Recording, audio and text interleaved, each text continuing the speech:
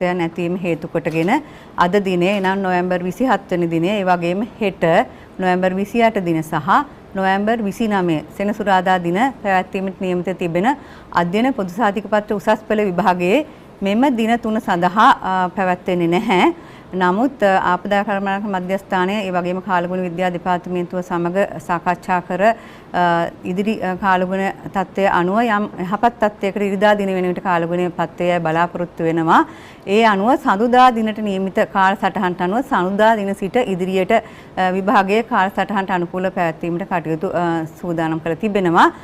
එමෙන්ම මෙම දින 3ට අදාළව කල් දමන ලද විභාග දෙසැම්බර් 7, දෙසැම්බර් 8 සහ දෙසැම්බර් 9 දිනයන්හි පැවැත්වීමට දැන් කටයුතු සූදානම් කළ තිබෙනවා.